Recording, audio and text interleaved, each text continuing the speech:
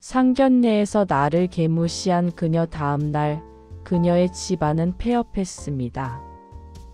결혼을 앞둔 어느 늦은 가을 저녁, 하리는 유난히 기온이 낮다는 것을 느끼며 호텔 회식장을 향해 걸었다. 길가에 늘어진 가로수 잎은 거의 다 떨어졌고 바람은 건조하게 볼을 스치고 지나갔다. 그녀의 옆에서 태준이 느린 발걸음으로 말을 걸었다. 하리나, 너무 긴장하지 마. 하리는 얇은 미소를 지어 보였지만 눈빛은 조용히 굳어 있었다. 괜찮아. 아빠도 괜찮다고 했어. 두 사람은 호텔 로비에 따뜻한 공기를 들이마시며 엘리베이터로 향했다. 그러나 그 따뜻함은 오래가지 않았다. 상견례 자리는 생각보다 이상하게 환했다. 조명은 밝았고 장식은 화려했으며 예린과 명욱은 이미 도착해 있었다. 어머, 우셨어요? 예린이 웃었지만 그 미소에는 환영의 온도는 없었다. 입꼬리만 올라간 계산된 미소였다. 명욱은 자리에서 일어나지도 않았다. 그저 고개만 살짝 끄덕일 뿐. 마치 하인을 맞이하듯 무례한 태도였다. 하린의 아버지 박도연은 조용히 자리에 앉았고 물컵을 손끝으로 천천히 굴렸다. 도연은 말이 적은 사람이었다. 젊은 시절부터 그랬다. 말 한마디 대신 행동으로 증명하는 사람. 그리고 행동 대신 가끔은 아무것도 하지 않음으로 완벽히 메시지를 전하는 사람. 그날도 그는 아무 말 없이 자리에 앉아 있었다. 식사는 처음 몇 분만큼은 예의 바르게 진행되었다. 그러나 아주 서서히, 마치 테이블 위 공기 전체가 기울어지듯 흐름이 바뀌었다.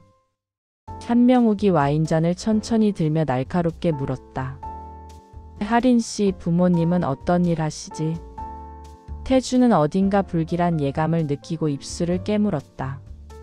하린은 침착하게 대답했다. 아버지는 요즘 배송 일을 하고 계세요. 순간 명욱의 눈빛이 차갑게 변했다. 경멸이 섞인 노골적인 시선이었다. 예린은 긴장된 분위기를 인지하지 못한 채 거침없이 비웃음을 섞어버렸다. 아그 택배? 상자 나르는 거? 진짜? 네. 하린의 목소리는 아주 차분했지만 손에는 힘이 들어가 있었다. 예린은 웃음을 참지 못했다. 코웃음을 치며 말을 이었다. 근데 태준아, 너희 집은 의사랑 공무원이 많다며. 택배는 좀 수준이 안 맞지 않아? 솔직히? 와장창 소리가 난 것도 누군가 소리친 것도 아니었다. 하지만 조용하게 테이블 위 모든 소리가 멎었다. 하린의 손등에 핏줄이 퍼렇게 떠올랐다. 태주는 말하려 했지만 그보다 먼저 박도연이 했다. 말하지 않았다. 그저 하린의 손 위에 손을 올렸다. 가볍고 단단하게. 괜찮다. 그 한마디만. 하지만 그 한마디가 분위기 전체를 가르는 칼날이 되었다. 명욱은 그것을 무시하고 자신이 더 높은 위치에 서 있다는 확신으로 잔을 들어 입가에 댔다. 체면이라는 게 있으니까. 아무래도 우리 집안에는 좀 격이 맞아야 하는 거 아니겠어요? 그 말은 거기서 끝났다. 도연은 더 말하지 않았다. 그는 진심으로 정말로 아무것도 하지 않은 것처럼 보였다.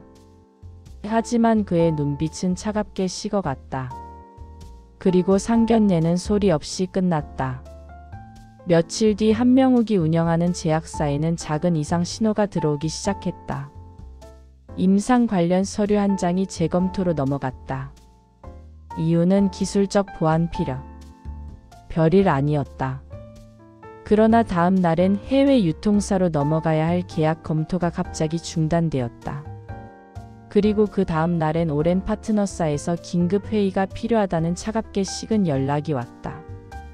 명욱은 처음엔 단순한 업무적 지연이라고 생각했다. 기업이라고 해서 모든 게 매끄럽진 않으니까. 하지만 서예린의 보톡스가 떨어지기 시작할 때쯤 그 지연이 일시적인 문제가 아니라는 것이 드러나기 시작했다. 은행에서 전화가 왔다. 대표님, 대출 약정 재심사 건으로 말씀드립니다. 명옥은 당황하며 물었다. 갑자기요? 대체 왜요? 심사부에서 내부 검토 요청이 들어와서요. 누가 요청했죠? 이름 대세요. 그건 내부 정보라 말씀드릴 수 없습니다만. 그 대답은 너무나 정직했다. 정직하다는 건 거짓말에 능하지 않다는 것이 아니라 거짓말이 필요 없는 사람의 말투였다. 명옥은 처음으로 등골이 서늘해지는 불안함을 느꼈다. 하지만 그 불안은 이름을 가질 수 없었다. 아무도 공격하지 않았다. 아무도 협박하지 않았다. 아무도 싸우지 않았다. 그러나 그녀의 세계는 조용히 경사도를 잃고 무너지고 있었다. 한편 박도연은 평소처럼 새벽에 택배 트럭에 시동을 걸었다. 동네의 불은 거의 꺼져 있었고 가로등 아래 그늘만 바람에 흔들렸다. 그는 무겁게 한 상자를 들어 올렸다. 어깨와 허리가 조금씩 굽어가는 것을 느끼며 천천히 조용히 오늘도 일을 시작했다. 아무도 몰랐다. 그가 물류를 다루는 손으로 사람들의 자금 흐름도 읽는 사람이라는 것을. 아무도 몰랐다. 그가 조용히 전화를 한 곳은 힘이 아니라 방향을 바꾸는 사람들이라는 것을. 아무도 몰랐다.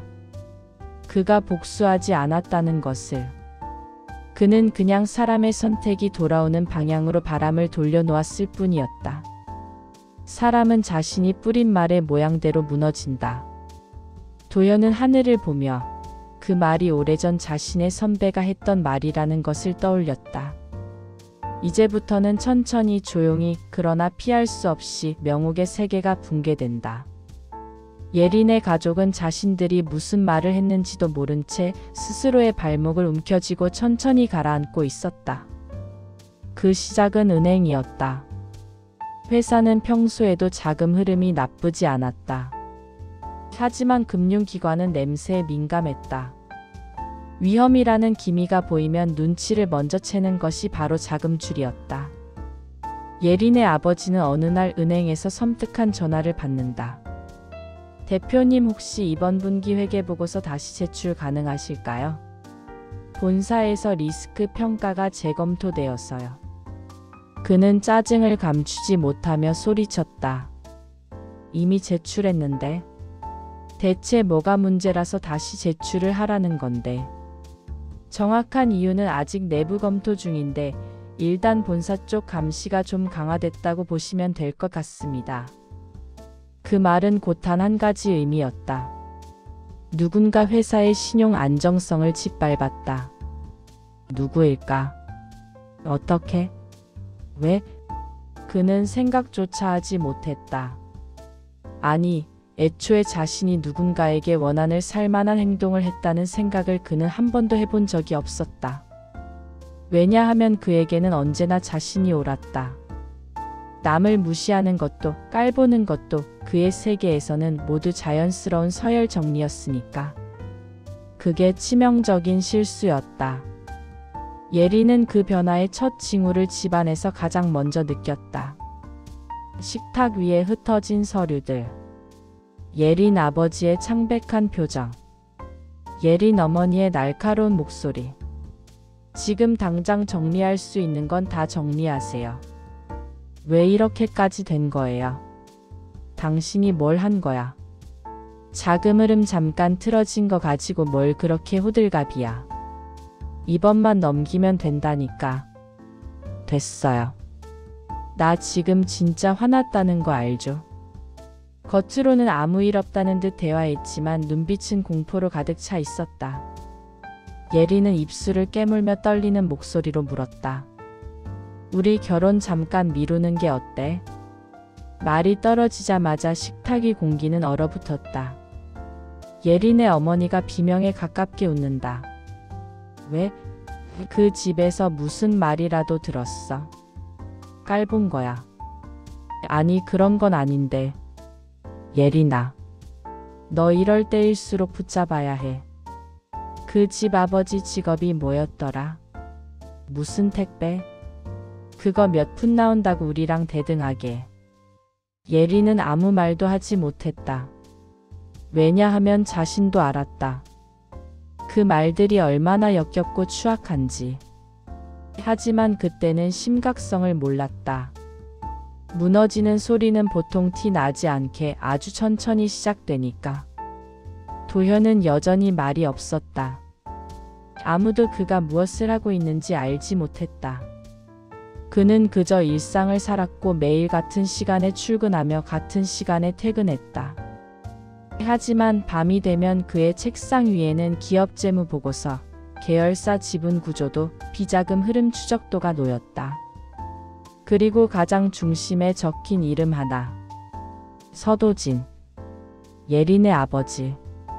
도현은 손끝으로 종이의 가장자리를 가만히 눌렀다. 사람은 자신이 한 말로 망하지 않는다. 그의 목소리는 낮고 냉정했다. 하지만 그 말을 믿는 사람 때문에 망하지. 그가 말하는 믿는 사람, 그것은 스스로의 자아였다. 자신의 우위, 자신의 특권, 자신의 힘, 자신이 더 가치 있다고 믿는 그 오만. 그 오만은 결국 판단을 흐린다.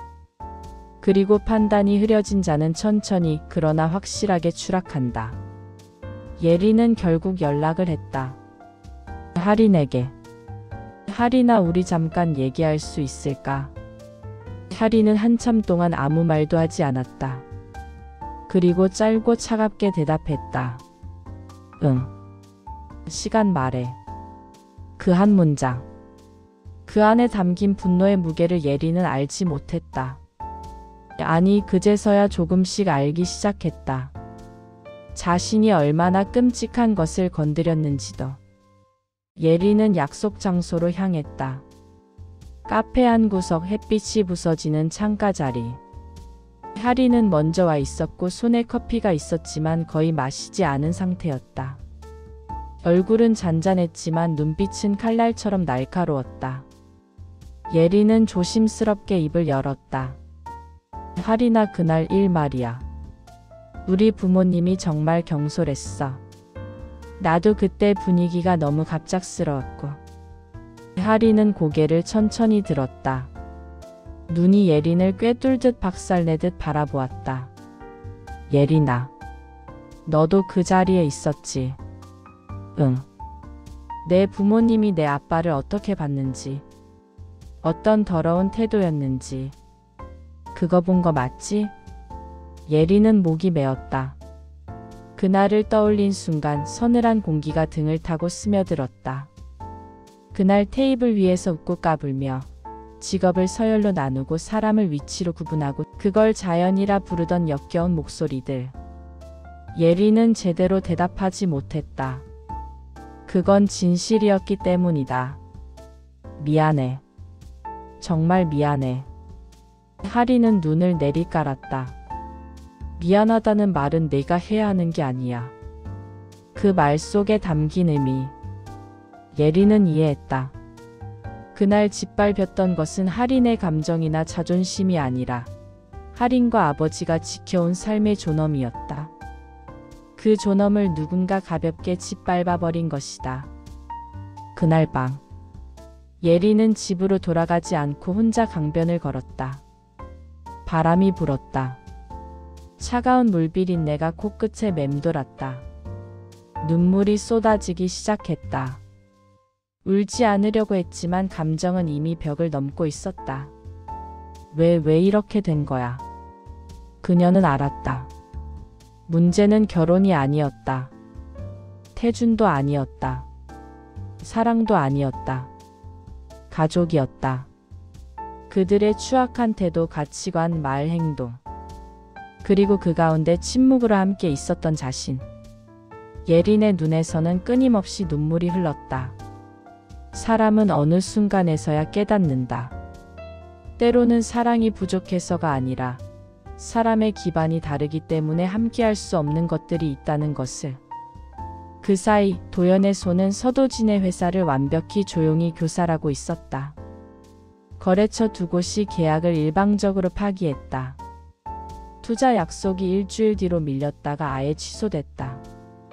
해외 바이어가 회신을 늦추기 시작했고 결국 연락이 끊겼다.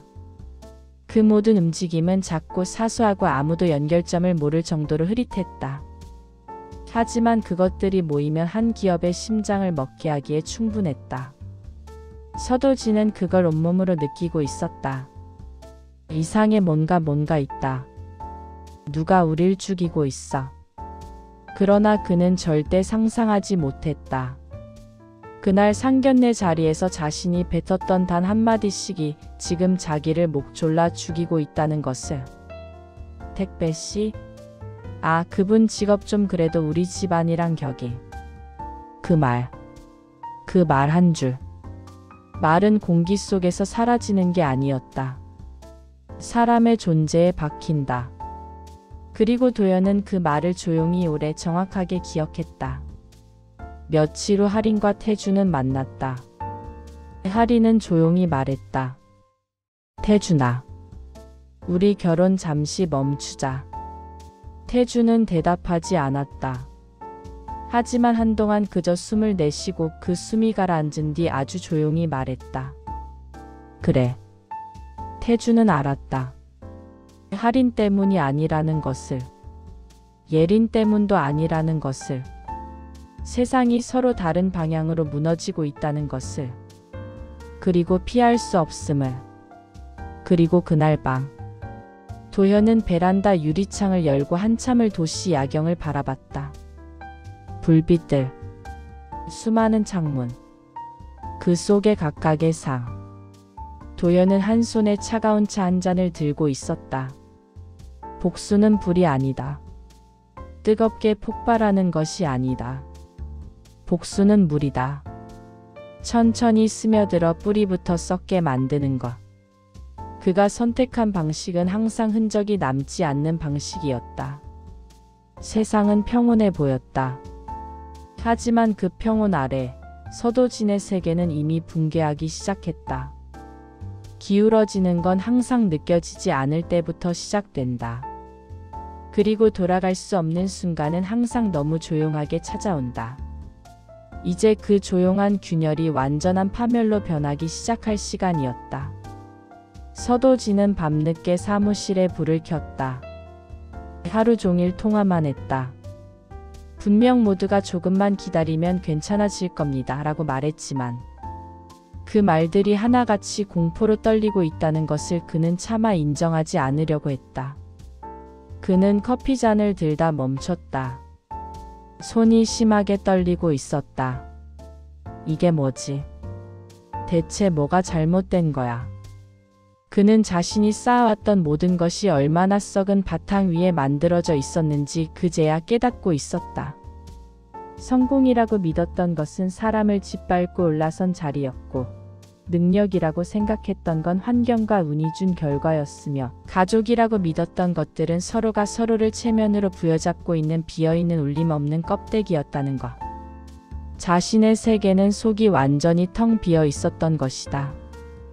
그리고 속이 비어있는 것은 조금만 흔들려도 산산조각 난다.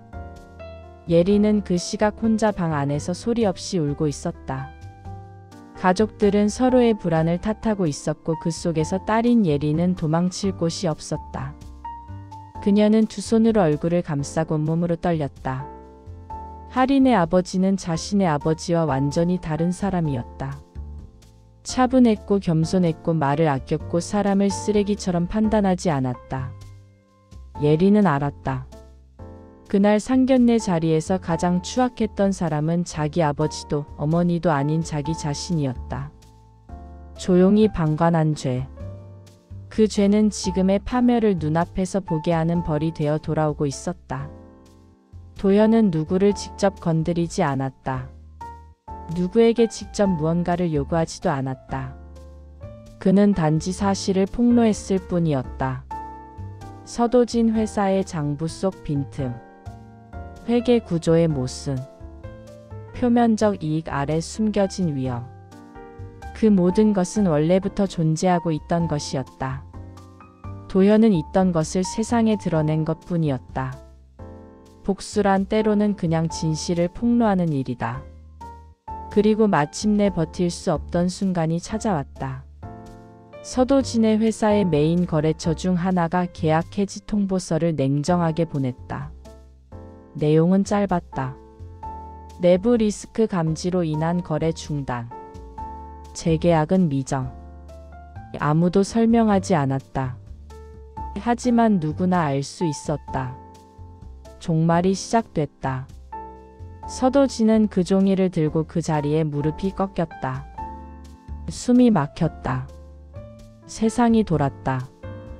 그는 처음으로 깨달았다. 사람을 짓밟고 가치를 깔보고 말을 함부로 하면 그 말은 언젠가 자신의 목을 조인다. 그리고 그 목을 조이는 손은 항상 조용하다. 이제 완전한 붕괴가 가속된다. 서도진의 회사는 자금줄이 완전히 끊겼다. 임금이 지연되고 투자가 철회되고 세무서에서 압수수색 통보가 날아왔다. 사람들은 쥐떼처럼 도망쳤다. 돈이 빠지면 사람이 빠지고 사람이 빠지면 신뢰가 증발한다. 그리고 신뢰가 증발하면 기업은 이름만 남는다. 껍데기, 빈 건물, 가득 쌓인 서류들, 그리고 책임질 사람도 붙잡을 사람도 남지 않는다. 서도진은 책상에 앉은 채 가만히 손바닥을 내려다봤다. 왜 이렇게 된 거지? 왜? 그 답은 아주 오래전에 있었다. 상견례 자리, 식탁 위, 한 사람의 삶을 가볍게 짓눌렀던 말. 그 말은 돌아왔다. 말은 결국 제자리로 돌아온다. 마이너스. 예리는 며칠 동안 잠을 제대로 자지 못했다. 부모님의 얼굴은 점점 더 죽어가고 집안은 조용하지만 그 조용함은 폭풍전의 정적처럼 짓눌려 있었다. 예리는 알고 있었다. 지금 피한다고 해서 해결되지 않는다는 것. 그래서 마침내 그는 연락을 보냈다. 하리나, 나 아버님과 함께 찾아가고 싶어. 미안하다고 말하고 싶어. 아니, 그보다 무릎 꿇고 싶어. 하리는 답장을 천천히 썼다. 와. 단 한 글자. 그게 전부였다. 그러나 그 한 글자가 허락이었다. 그날 오후 도현은 거실에서 책장을 정리하고 있었다. 하리는 조용히 차를 끓이고 있었다. 문이 울렸다. 띵동. 둘은 서로 말없이 시선을 나눴다. 그리고 하린이 문을 열었다. 문 밖에는 예린과 그 부모가 서 있었다. 그들은 한참 동안 아무 말도 하지 못했다. 예린의 아버지 서도진. 예전에 상견례 자리에서 오만하고 확신에 차 있었던 사람. 그는 이제 어깨가 완전히 무너져 있었고 눈밑은 깊고 말을 찾지 못하는 사람의 표정이었다. 도연은 그들을 보더니 천천히 자리로 걸어 앉았다. 그저 앉는 것만으로도 공기 속의 긴장이 방향을 바꿨다. 말을 먼저 꺼낸 건 서도진이었다. 제가 너무 끔찍했습니다. 그의 목소리는 떨리고 있었다. 아니, 끔찍했다는 말로 변명도 안 되지. 내가 한 사람의 인생을 그저 직업 하나로 짓밟고. 말은 더 이어지지 않았다. 그는 고개를 숙였다. 마치 숨을 곳을 찾는 사람처럼. 침묵. 그 침묵 속에서 하리는 천천히 입을 열었다. 저희는 아버지를 자랑스러워해요. 그 말은 단순했지만 짧았지만 날카롭지도 않았지만 그 어떤 말보다 깊었다. 아버지는 누구에게도 고개 숙인 적 없고 누구를 짓밟고 일어선 적도 없어요. 예린의 어머니가 손을 움켜쥐었다. 그 손은 심하게 떨리고 있었다. 우리가 완전히 잘못했어요. 도연은 아주 천천히 마치 시간을 가르는 듯한 속도로 고개를 들었다. 서도진 씨. 서도진은 두 손으로 무릎을 꽉 쥐고 대답했다. 예. 도연의 목소리는 조용했다. 하지만 그 조용함 속에 칼날보다 날카로운 진실이 있었다. 당신은 사람을 짓밟고 서열을 만들고 가치의 값을 매겼습니다. 그날 저는 당신이 무슨 사람인지 말 한마디로 다 알 수 있었습니다. 서도진은 숨을 삼켰다. 그리고 도연은 마지막으로 말했다. 사람의 가치는 위가 아니라 옆에 있는 겁니다. 누군가를 내려다 본다면 언젠가는 그 시선 때문에 추락하는 겁니다. 침묵. 그 침묵은 비난도 아니고 분노도 아니었다. 그건 선고였다. 이미 내려져 있었던. 예리는 눈물을 흘리고 있었다. 하지만 아무도 달래지 않았다. 이 눈물은 흘러야 할 눈물이었기 때문이다. 예리는 그제야 말했다. 우리 가족은 이제부터 바꿀 거야. 도연은 고개를 끄덕이지도 거부하지도 않았다. 그가 할 말은 이미 다 했기 때문이었다. 할인이 조용히 자리에서 일어나며 말했다. 여기까지예요. 그 말은 돌려보낸다는 말이 아니었다. 그 말은 이제 스스로의 몫을 살아가야 한다는 말이었다. 서도진의 가족은 천천히 일어나 문을 향해 걸어갔다. 발걸음은 느렸고 무거웠고 돌이킬 수 없는 것들을 짊어지고 있었다. 문이 닫힌 순간 공기는 달라졌다. 아무도 울지 않았고 아무도 말하지 않았다. 하지만 모두 알고 있었다. 이 이야기는 복수의 이야기가 아니라 사람이 어떻게 무너지고 다시 사람으로 돌아오는지에 대한 이야기라는 것을. 이제 결말은 단 한 줄이다. 누가 이겼는가? 아무도 아니다. 누가 잃었는가? 오만한 사람들이다. 누가 남았는가? 조용히 존엄을 지킨 사람들이다.